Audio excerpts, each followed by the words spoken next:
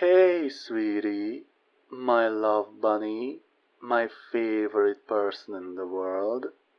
This is the fourth time I tried to call you, which only came after 8 texts, 3 snaps, an email, and a messenger pigeon.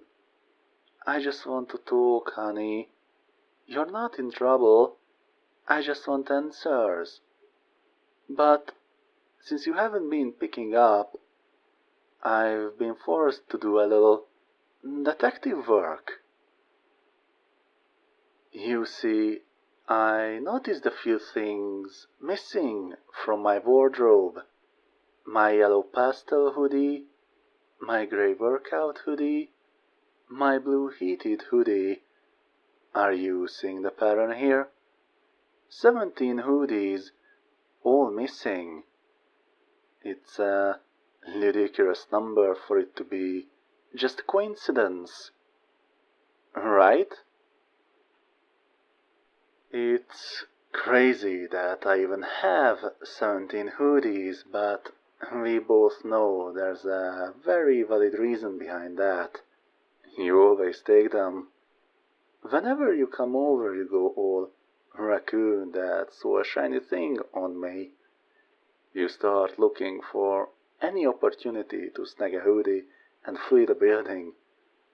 While I shower, when I sleep, hell, one time you did it right in front of me and just ran. And then I always catch you, and you're just doing something cute with them. So I let you keep them for a bit, and then they disappear off the face of the earth. But it would be unfair to just blame you. After all, I haven't heard your side of the story. Maybe a master home invader broke into my apartment while you were there and stole all my hoodies and then kidnapped you. That would explain why you aren't responding. However, there aren't any signs of a struggle here. Either the mystery thief got the drop on you, which is unlikely considering your incredible hearing, or they knew you and you let them in, which is also unlikely because none of your friends are hoodie thieves, and I would know. I started doing background checks. So then, I thought about some greater forces that could have made this situation. Maybe I've fallen into an alternate dimension, one where you never existed, so I never bought my 17 hoodies. Thus, nothing was stolen, and there would be no you to answer my calls. One small problem, though. You left various pieces of evidence at the crime scene, the most damning of which being your house keys. Your house keys that only wandering eye bought you when we went on vacation. Now, I'm pretty sure alternate dimension me wouldn't be renting a second flat that coincidentally was your home. Or maybe I do, and I could just have had some weird priorities in this new life. But I know for a fact that no version of me would be caught dead with a Florida-themed dolphin keychain. So I'm pretty sure that this belongs to you. If that's the case, then we're left with one final option. You stole the hoodies and, in your hasty retreat, dropped your keys. Now, I don't think I need to explain why that would be awful for you, but I'm kind of villain monologuing anyway, so I will. If you don't have your keys, that means you can't go home. You always insisted on not keeping a spare key, and that's really coming back to bite you. If you can't go home, then you'll be forced to meander until you can think of somewhere to stash the hoodies. If you found somewhere suitable, then you could return to my place, pretend to be shocked by the hoodie theft, and recover your keys to go finish the crime. With this in mind, I'll be keeping your keys on my person. At any time, you can call, and I'll be happy to deliver them straight to you. All you would have to do is tell me your exact location and sit still. But if I'm right about your involvement in Grand Theft Hoodie, then you won't be willing to turn yourself in like that, will you? Fortunately, I planned for that too.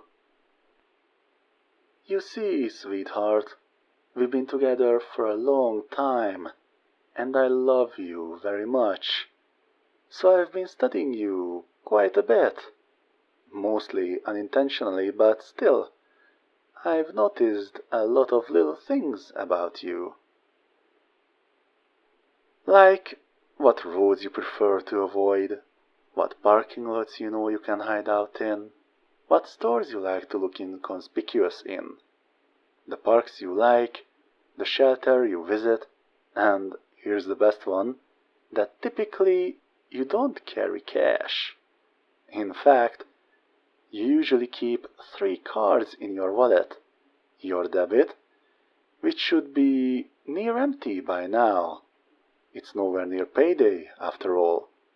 Your credit, which you hate using because you're weird like that. And our shared checking account, which I can lock whenever I so choose. Remember when I topped off your tank a while back? I do. I remember that I filled your tank completely.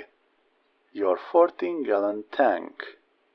In your car that gets an absolute maximum of 26 miles to the gallon. I've been doing the math, and between your commute, the outings we've taken this week, and the back and forth of visiting each other, I think you got about 30 miles left. Tops. It's probably been about 15 minutes since you committed the crime. So if you've been driving this whole time, then you are getting dangerously low on gas, with no chance for a refill in sight. I imagine you'll listen to this voicemail as soon as I finish recording it, so you'll realize everything I said is true and that I'm right on your tail. You'll panic and try to do the most unpredictable thing you can think of before it's too late. I can practically see you now. You're probably wearing the red hoodie. I know it's your favorite. Probably driving south so the sun won't be in your eyes. Maybe you stopped for food at that Mexican place. A number 3 with a large Sprite, right? You heard all this and then took a left turn at the next light, since normally you hate turning across traffic. And now you're kicking yourself because I've been reading you like a book. Does that all sound about right? It's fine that you aren't here to answer, because I know I'm right. So, I'm going to hop in my car and catch up to you. You're not in danger. I'm not going to do anything drastic. I'll just be taking my hoodies back. Then we can gas up your car and do something fun tonight. I'm thinking something involving sewing and GPS trackers.